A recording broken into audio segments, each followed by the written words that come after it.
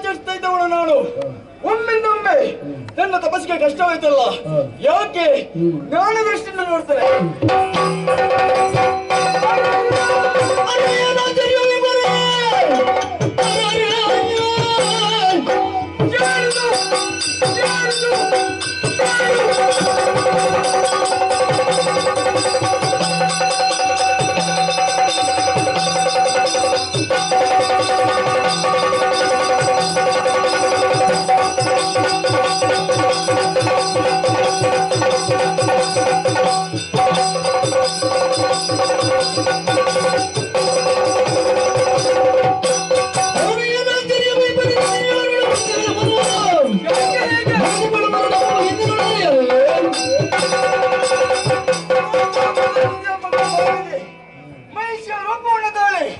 ತಪಸ್ಸನ್ನು ಆಚರಿಸ್ತಾ ಇದ್ದಾಳೆ.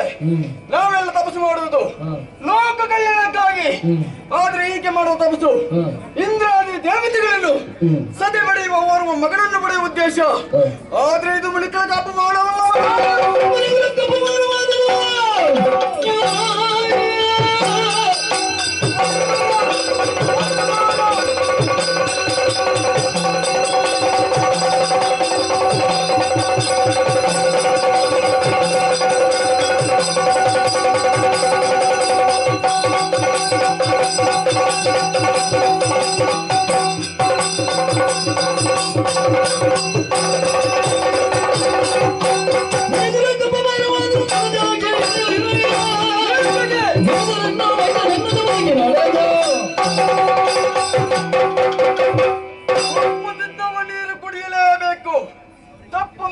ಶಿಕ್ಷೆ ಅನುಭವಿಸಲೇಬೇಕು.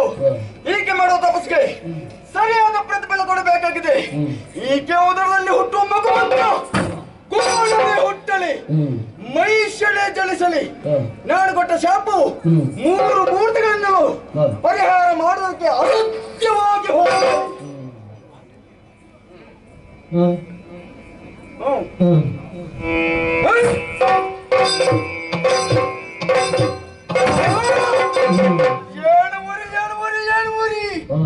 ಸಹಿಸುವುದಕ್ಕೆ ಆಗುದಿಲ್ಲ, ಇಲ್ಲೆಲ್ಲ ಆಗ್ಲಿಕ್ಕಿಲ್ಲ.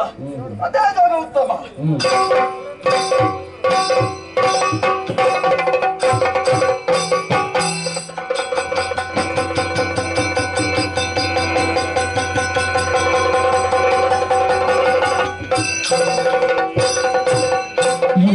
ಏನಿದು ಗಣತರ ದಪ್ಪವು ನಾವಿಲಿ ಮಣಿಯಲಿ ಬರಲಿದೆ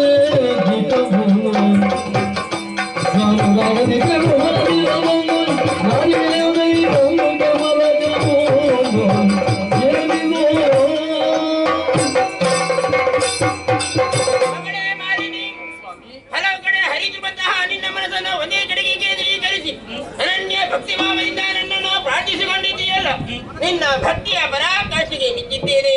ಯಾಕಾಗಿ ಕೃತಿ ಮಾಡಿದೆ ಹೇಳು ಮಗಳೇ, ಹೇಳು. ಕರುಣಾಸಾಗರ ದೇವ ಪರಮೇಶ್ವರಿ ಕೇಳಯ್ಯ, ಕರುಣಾಸಾಗರ ದೇವ ಪರಮೇಶ್ವರಿ ಕೇಳಯ್ಯ, ಹರುಷಾದೌದರಿ ಮನ ದಿನವ ದುರಧೀರ ನಾಯ ನರಳಮಯದಿರಣ್ಯ ವಿರಚಿಸಿದನು ಘೋರ ತಪವ, ವಿರಚಿಸಿದನು ಘೋರ ತಪವ. ಸಾಗರ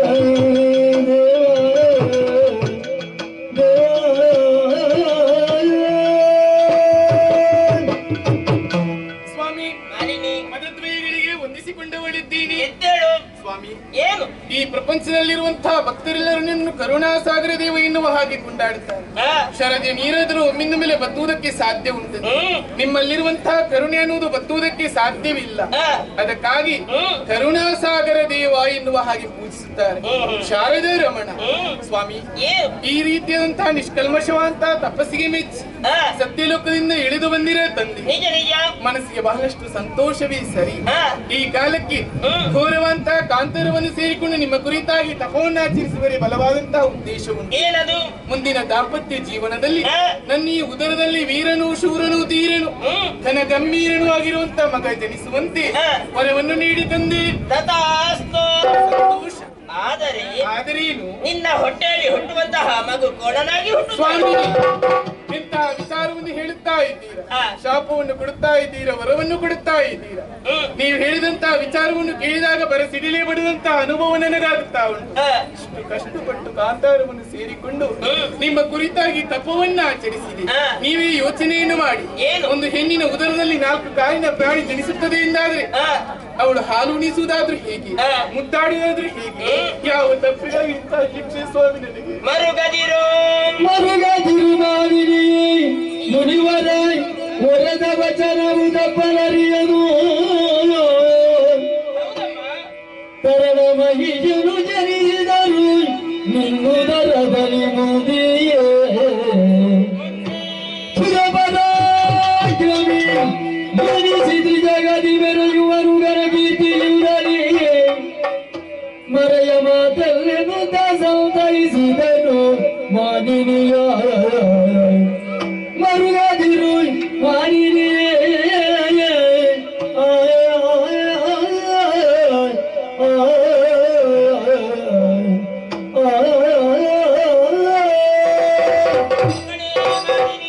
ಸ್ವಾಮಿ, ಈ ರೀತಿಯ ಆಗುವರೆ ಬಲವಾದ ಕಾರಣ ಉಂಟು.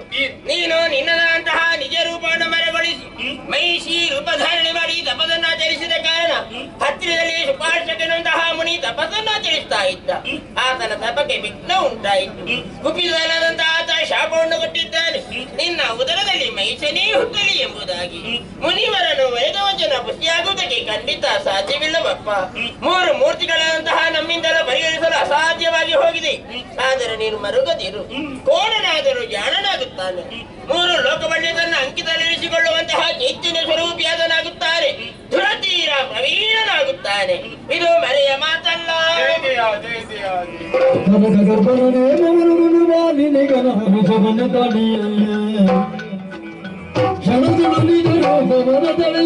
ಮಲಗಿದು ಜನತೆಯೇ.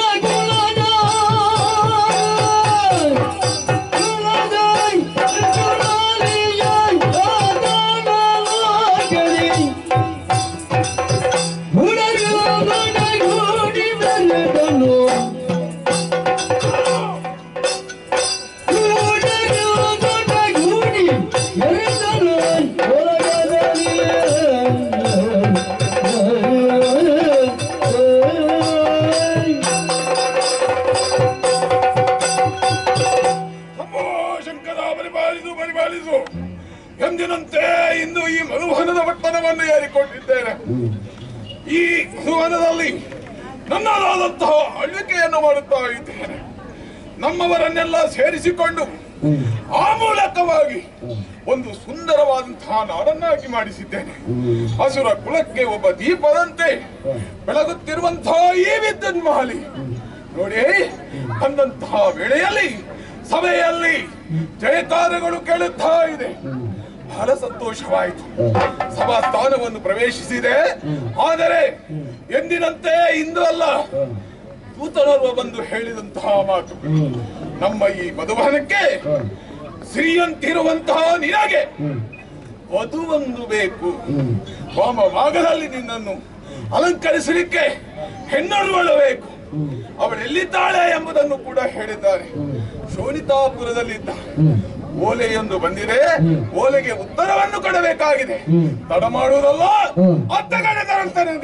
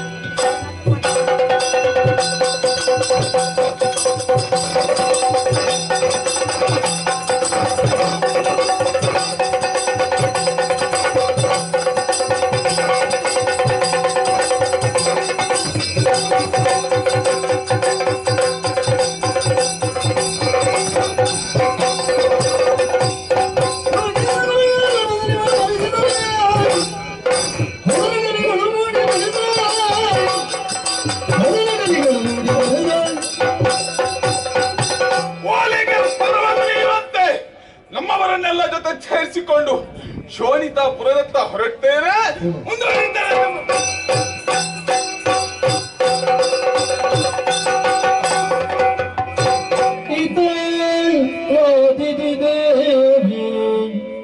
ಉತ್ತರಾದಿತಿ ದೇವಿ ಮತ್ಸಗಿತ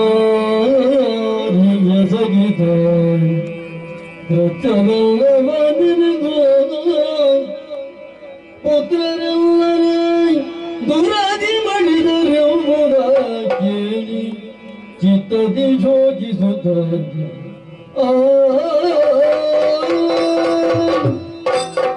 ಓಂ ನಮೋ ಪರಮೇಶ್ವರ, ನೀನೇ ರಕ್ಷಿಸು.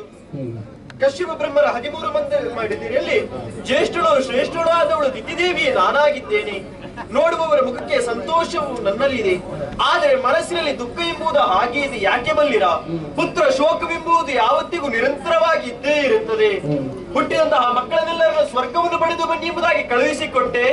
ಹೋದಂತಹ ಮಕ್ಕಳು ಪುನರಪಿ ಇಲ್ಲಿಗೆ ಬಂದವರಿಲ್ಲ. ಯಾಕೆ? ಮೋಸದಿಂದ ಆ ದೇವತೆಗಳು ವಧಿಸಿದವರಿದ್ದಾರೆ. ಏನು ಮಾಡಲಿ ಎಂಬುದಾಗಿ ಚಿಂತಿಸುತ್ತಾ ಇದ್ದಂತಹ ಹೊತ್ತಿಗೆ ಮಗಳು ಒಂದು ಮಾಲಿನಿ ತಪಸ್ಸನ್ನು ಆಚರಿಸಿದ್ದಾಳೆ. ಮರಳಿ ಬಂದವಳಿಗೆ ಯೋಗ್ಯ ಬರವಾದಂತಹ ವಿದ್ಯುನ್ಮಾಲಿಯ ಜೊತೆಗೆ ಮದುವೆಯನ್ನು ಮಾಡಿಸಿ ಆಗಿದೆ. ವಿಜೃಂಭಣೆಯಿಂದ ಮದುವೆಂಬುದು ಆಯಿತು. ಈಗ ಸಂತೋಷವೂ ಸರಿ, ದುಃಖವೂ ಸರಿ.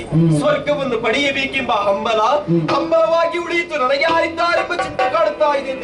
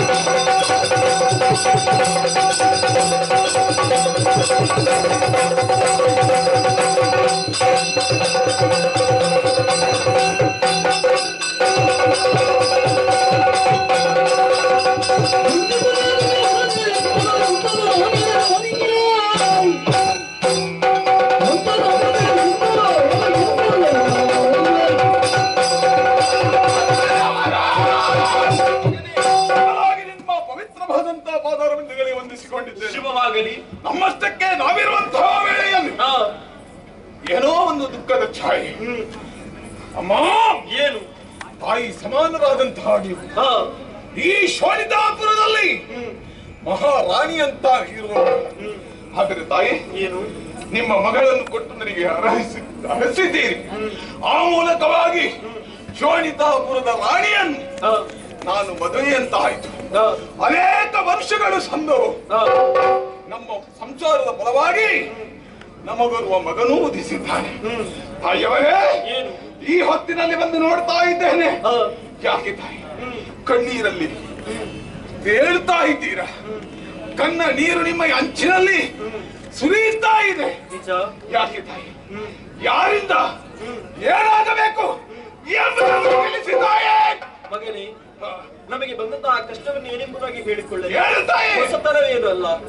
ನಮ್ಮ ದಾನವ ಕುಲಕ್ಕೆ ಆ ದೇವತೆಗಳಿಂದ ಅನ್ಯಾಯವು ಆಗುತ್ತಲೇ ಇದೆ. ಸ್ವರ್ಗವನ್ನು ಪಡೆಯಬೇಕೆಂಬ ಹಂಬಲಿಂದ ಹುಟ್ಟಿದಂತಹ ಮಕ್ಕಳೆಲ್ಲರನ್ನು ಕಳುಹಿಕೊಟ್ಟೆ ಮೋಸದಿಂದ ವಧಿಸಿದ್ದಾರೆ. ಸ್ವರ್ಗವನ್ನು ಪಡೆಯಬೇಕೆಂಬ ಹಂಬಲ ಕನಸಿನ ಗಂಟು ಗಂಟಾಗಿ ಉಳಿತು.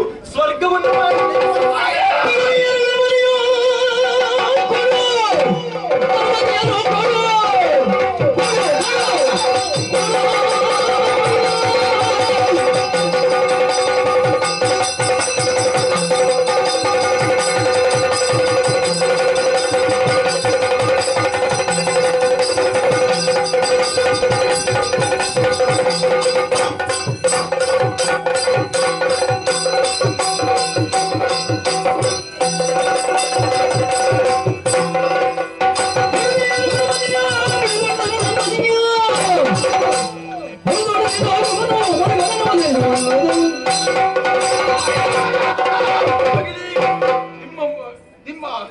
ಈ ಅಸ್ತಿತ್ವಕ್ಕೆ ಕೊರತೆ ಎಂಬಂತೆ ದೇವತೆಗಳು ನಮಗೆ ಆಗಾಗ ಉಪಡಲವನ್ನು ನೀಡುತ್ತಾ ಇದ್ದಾರೆ.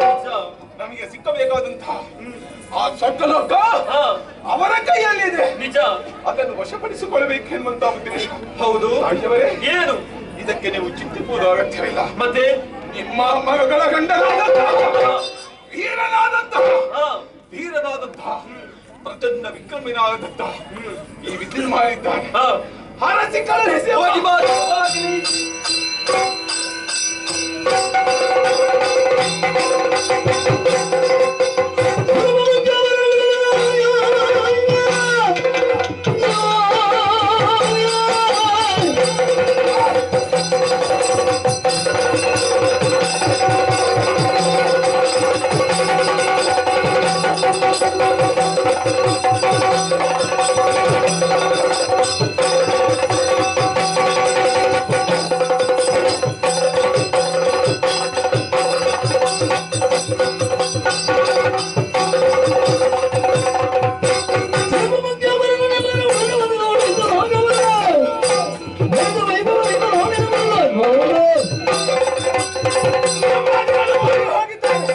ಸ್ವರ್ಗದ ಪೀಠ ಬರಿದಾಗಿಲ್ಲ ಯಾರಿಗೊಂದು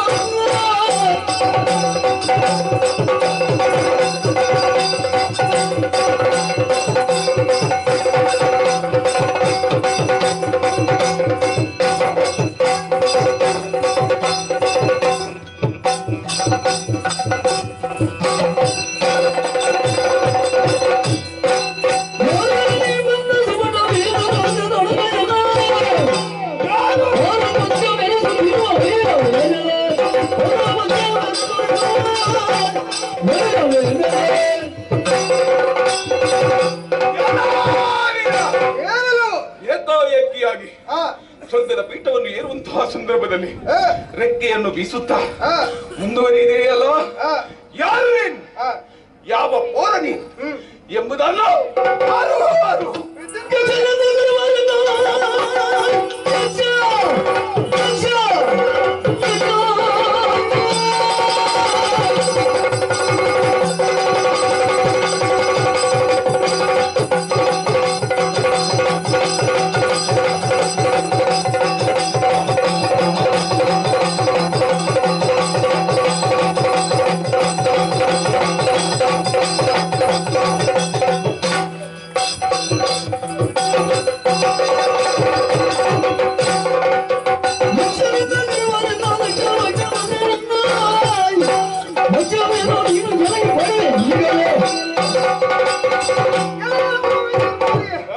ಪಾತಾಳ ಲೋಕದಲ್ಲಿರಬೇಕಾದಂತಹ ನೀನು ದೇವಲೋಕಕ್ಕೆ ಬಂದು ಸುರರನ್ನು ಸೋಲಿಸಿ ಸುರಪೀಠವನ್ನು ಮೆರೆದವನಿದ್ದೀಯ.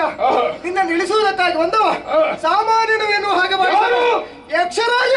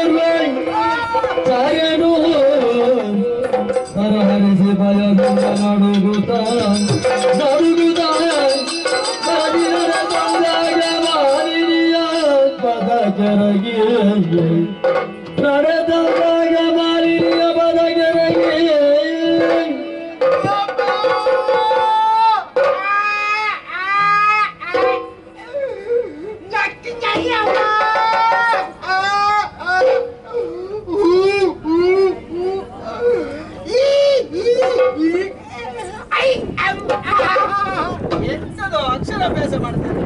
ಯಾರು ನೀನು? ನಿಮ್ಮನ್ನು ನೋಡಿ ನನಗೆ ಉಚ್ಚಾರ ಬರುವುದಿಲ್ಲಮ್ಮ. ಪುಣ್ಯಾತ್ಮ, ಉಚ್ಚಾರ ಬರುವುದಿಲ್ಲ, ಅದಕ್ಕೆ ಏನೇನು ಮಾಡಬೇಡ. ಅಮ್ಮ ನಾನಲ್ಲಮ್ಮ, ನಿಮ್ಮ ಗಂಡಮ್ಮ. ಏನೋ ಏನೋ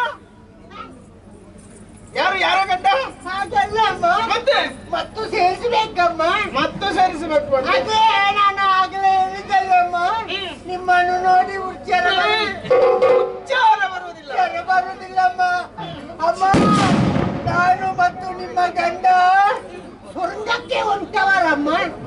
ಸ್ವರ್ಗ? ಏನು ದೂತ ನನ್ನವರ ಜೊತೆ ನೀನು ಸ್ವರ್ಗಕ್ಕೆ? ಹೌದಮ್ಮ. ಏನಾಯ್ತು?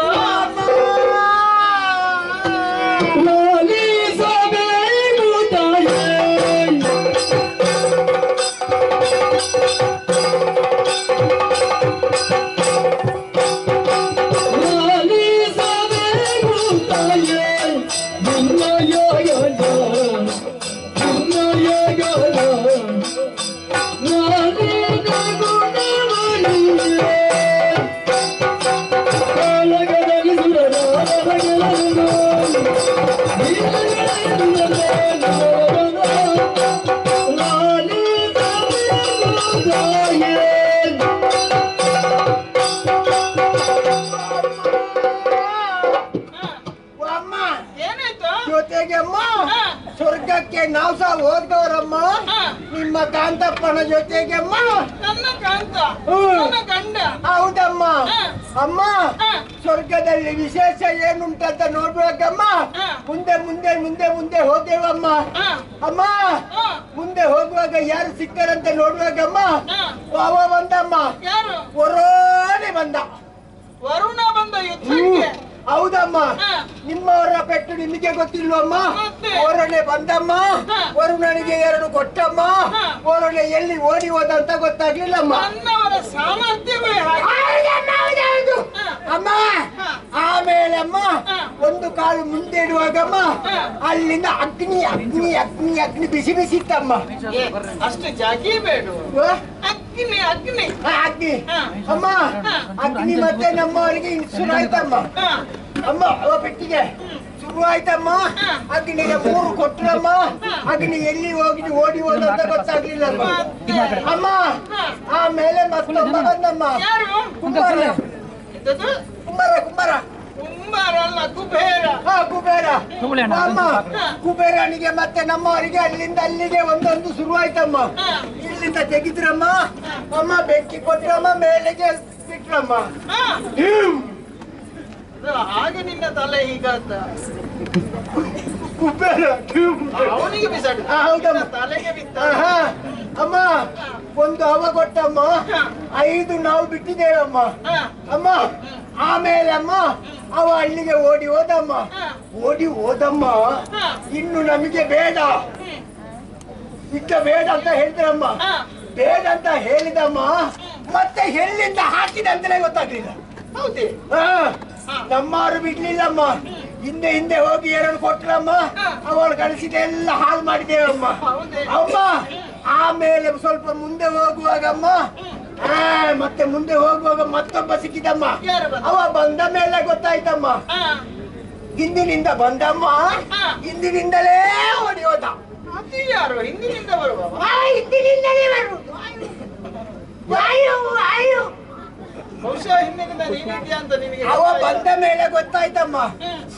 ವಾಯು ಬಂದಿದ್ದಾನೆ. ಹ. ಬಿಡ್ಲಿಲ್ಲಮ್ಮ. ಹ. ನಾನಲ್ಲಮ್ಮ. ಅವರು ನಮ್ಮವರು.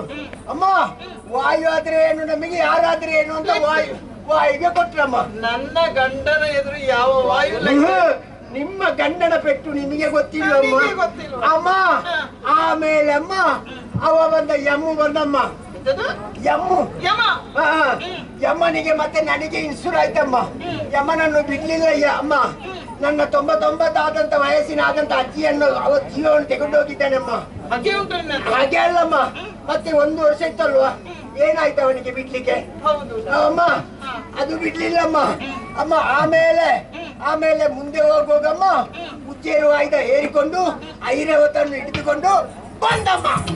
ಏ, ದೂತ ವಜ್ರಾಯುಧ ಕೈಯಲ್ಲಿ ಐರಾವತವನ್ನು ಏರಿಕೊಂಡು ಬಂದದ್ದು. ಅಮ್ಮ ಮತ್ತೆ ನಮ್ಮವರಿಗೆ ಮತ್ತೆ ಅವರಿಗೆ ಎಲ್ಲ ಇನ್ಸುರ್ ಆಯ್ತಮ್ಮ. ಎಲ್ಲಿಗೆ ಸೂರಪ್ಪ ಎಲ್ಲಿಗೆ ಓಡಿ ಹೋದ ಅಂತ ಗೊತ್ತಾಗ್ಲಿಲ್ಲಮ್ಮ. ಅಮ್ಮ ಸೂರಪ್ಪ ಓಡಿ ಹೋದ್ನ. ಅಮ್ಮ ನಮ್ಮವರು ಮಸಾಲ ಏರಿದ್ರಮ್ಮ. ಸಿಂಹಾಸನ ಏರಿದ್ರು. ಸಿಂಹಾಸನ ಏರಿದ್ರಮ್ಮ. ಏ ದೂತ, ಅಮ್ಮ ಸ್ವರ್ಗದ ಅಧಿಕಾರ ನಮಗೆ ಆಯ್ತು. ಇದಕ್ಕೆ ಅಳುವುದು ಯಾಕ? ನಕ್ಕು ಹೇಳಬೇಕು. ನಕ್ಕಿ ನಕ್ಕಿ ನಕ್ಕಿ ಹಾಗಾಗಿ ಹೇಳು. ಅಮ್ಮ ಸಂತೋಷ.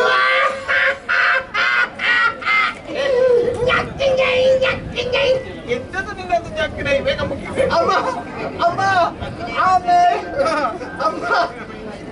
ಅಮ್ಮ ಆಮೇಲೆ ಅವರು ಕುಳಿತ್ರಮ್ಮ. ಸಿಂಹಾಸನ ಮೇಲೆ ಕುಳಿತ್ರಮ್ಮ. ಕುಳಿತು ಹಿಂದೆ ಮುಂದೆ ಒಬ್ಬೊಬ್ಬರಿಗೆ ಒಂದೊಂದು ಆಜ್ಞೆ ಕೊಟ್ರಮ್ಮ. ಮತ್ತೆ ಹಿಂದೆ ಮೇಲೆ ನೋಡುವಾಗಮ್ಮ ಮುಂದೆ ನೋಡುವ ಹಿಂದೆ ಒಳಗೆಮ್ಮ ಆಪು ಸೀರೆಯವರು, ಅಪ್ಸರೆಯರು, ದೇವಾಂಗನೆಯರು, ನರ್ತೆಯವರು, ನರ್ತಕಿಯವರು. ಅಮ್ಮ ನರ್ತಕಿಯರನ್ನು ಹೋಗಿ ಕರ್ಕೊಂಡು ಬಾ ಅಂತ ಹೇಳ್ತೀರಮ್ಮ. ಒಳಗೆ ಹೋಗಿದೆಮ್ಮ. ನರ್ತಕಿಯರನ್ನೆಲ್ಲ ಕರ್ಕೊಂಡು ಬಂದೆಮ್ಮ. ಒಬ್ಬೊಬ್ಬರ ಹೆಸರೇ ಹೇಳ್ಬೇಕಮ್ಮ. ಹೇಗೆ? ತಕ್ಕಚ್ಚಿ, ಋತುವಾಚಿ. ಅಮ್ಮ ಆಮೇಲಮ್ಮ ಇದು ಮತ್ತೊಬ್ಬಳಿದ್ದಮ್ಮ ಆಂಬುಲೆನ್ಸ್. ಅಮ್ಮ ಊದುಬತ್ತಿ, ಊರ್ವಶಿ, ಮಾಯಣಬತ್ತಿ. ಮೇನಕ್ಕೆ. ಅಮ್ಮ ಇವರೆಲ್ಲ ಆಯ್ತಮ್ಮ. ಅಮ್ಮ ಮತ್ತೆ ಒಬ್ಬಳಿದ್ರಮ್ಮ ಅಮ್ಮ ಇದೆಲ್ಲ ಆಯ್ತಮ್ಮ ಮತ್ತೆ ಒಬ್ಬಳಿದ್ರಮ್ಮ ದಂಬೆ ರಂಬೆ ಅಮ್ಮ ಅವರ ಭರತನಾಟ್ಯವನ್ನು ನೋಡ್ಬೇಕಮ್ಮ. ಹೌದೇ ನೋಡಿದ್ಯಾ ನೀನು? ಅಮ್ಮ ಕೂತು ಭರತನಾಟ್ಯಮ್ಮ ನೋಡಿದ್ಯಾ? ಭರತನಾಟ್ಯ ನೋಡುವುದು ಅದಲ್ಲ ದೊಡ್ಡ ವಿಶೇಷ ಅಲ್ಲ. ಅಲ್ಲಿ ಇದ್ದಾರಮ್ಮ ಮೃದಂಗ ಬಾರಿಸುವರು, ಆಮೇಲೆ ಸೆಂಡೆ ಬಾರಿಸುವರು, ಆಮೇಲೆ ಚಪ್ಪೆ ಚಾಯ್ ಚಕ್ರತಾಳ ಸಂಗೀತಗಾರರು ಸಂಗೀತಗಾರರು ಅಮ್ಮ. ಚೆಂಡೆ ಬಾರಿಸುವುದು ಹೇಗೆ ಅಮ್ಮ? ಬಾಯ್ತಾಳ ಗೊತ್ತುಂಟಮ್ಮ? ಪಂಡ್ರಡ ಗರಂಗ ಬರ್ತದೆ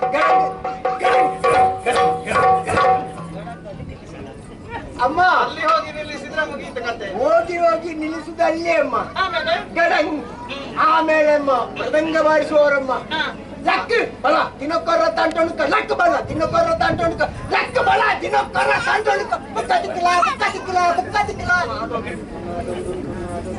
ನಾದೊಂದು ಎಂತದ್ದು ಹೊಸ ಹೊಸ ಬಾಯ್ತಾಳ ಕೇಳ್ತಾ ಇದ್ದೇನೆ. ಅದು ಕೊಡುವುದಮ್ಮ. ಆಗ್ಲಿ ನಾದೊಂದು ಅಷ್ಟು ಆಗುದಕ್ಕಿಂತ ಮುಗಿಸಿದ್ರೆ ಸಾಕು ಅಮ್ಮ. ಆಮೇಲೆ ಅಮ್ಮ ಪಜಿ ಮುಂಚಿ ಅದು ಮುಕ್ತಾಯ. ದಾದಿಗಿನತ್ತೋ ಅಮ್ಮ. ಆಮೇಲೆ ಹಿಂದಿನಿಂದಮ್ಮ ಮತ್ತೊಬ್ಬರಮ್ಮ ಚಪ್ಪೆ. ಅಲ್ಲಿ ಇಲ್ಲಿಂದ ಕೇಳುದಿಲ್ಲ ಒಂದೇ ಚಪ್ಪೆ ಚಾಯ್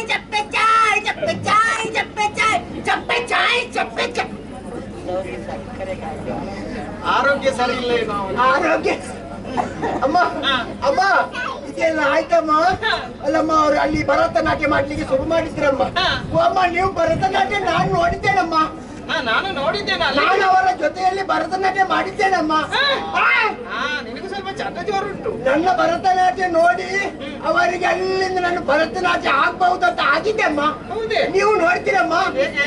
ಅಮ್ಮ ನೀವು ಅವರು ಬರುವಾಗ ನೀವು ಭರತನಾಟ್ಯ ಒಮ್ಮೊಮ್ಮೆ ಮಾಡ್ಬೇಕಮ್ಮ. ನೋಡಿ ಅಮ್ಮ, ಈ ಕೈ ಮೇಲೆ ಅಂತಮ್ಮ, ಈ ಕೈ ಇಲ್ಲಿ ಕೆಳಗೆ ಅಮ್ಮ.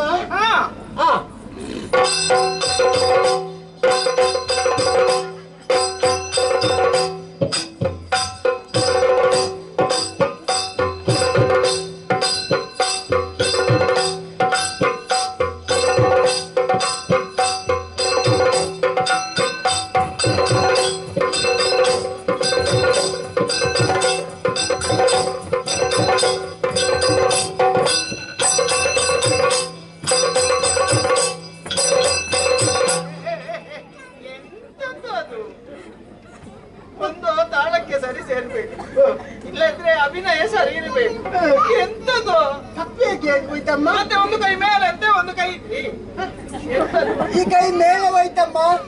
ಮತ್ತೆ ಈ ಕೈಗೆ ಕೆಲಸ ಬೇಡುವಮ್ಮ. ಇದು ಕೆಳಗಿಂದ ಅದು ಬದಿಗೆ ಹೋಗಬೇಕು. ಒಂದು ಕೈ ಹೀಗೆ ಹೀಗೆ ಇದು ಹೀಗೆ ಹೀಗೆ ಮಾಡ್ಲಿಕ್ಕೆ ಉಂಟಮ್ಮ. ಅದು ನಾನು ನೋಡ್ಲಿಲ್ಲಮ್ಮ. ಇದೊಂದು ನನಗೆ ಅಲ್ಲಿಂದ ನೋಡಿ ಬೇಗ ಕಾಣ್ತದೆ ಅಮ್ಮ. ಆಮೇಲಮ್ಮ ಅಷ್ಟ ಆಯ್ತಾ? ಎಲ್ಲರನ್ನು ಒಳಗೆ ಗಳಿಸಿದ್ರಮ್ಮ. ಅಮ್ಮ ಮೇಳದಿಂದಮ್ಮ ಗರಗರನೆ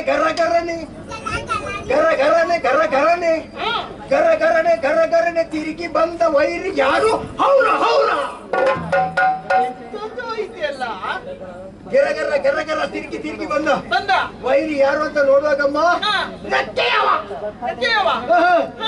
ಅಮ್ಮ ಉಂಟಾ ಅಮ್ಮ ರೆಕ್ಕೆಯಮ್ಮ ಯಾರು? ರೆಕ್ಕೆಯಮ್ಮ ಬಂದಮ್ಮ. ಮುಂದೆ ನಿಂತಮ್ಮ. ಪಿಂಗಳಾಕ್ಷ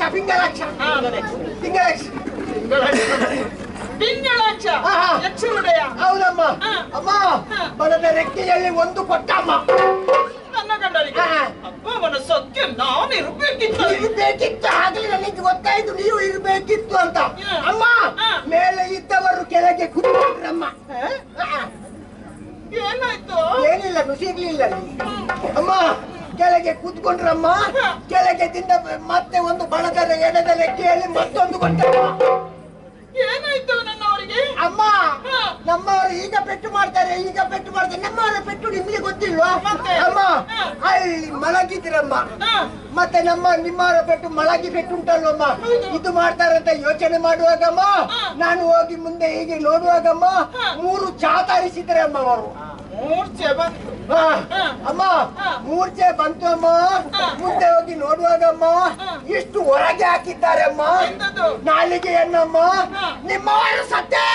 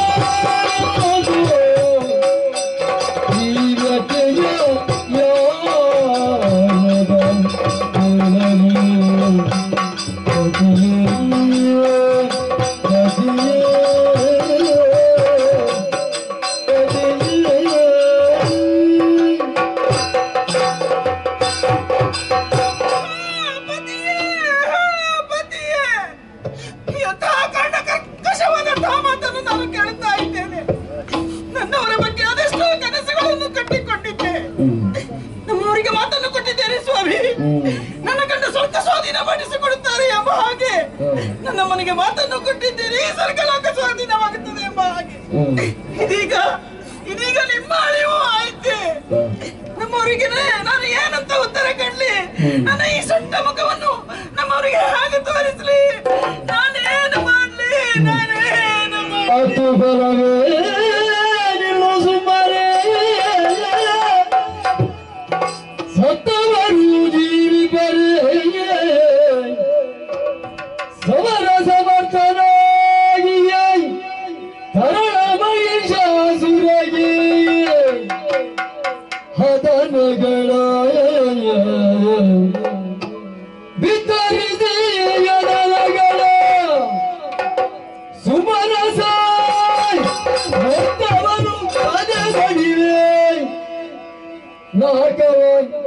ಅರ್ತಿಯಲ್ಲಿ ವಶಗೈವೇನೇನು ತನಿಕರೆದೊಳ ಮಗನ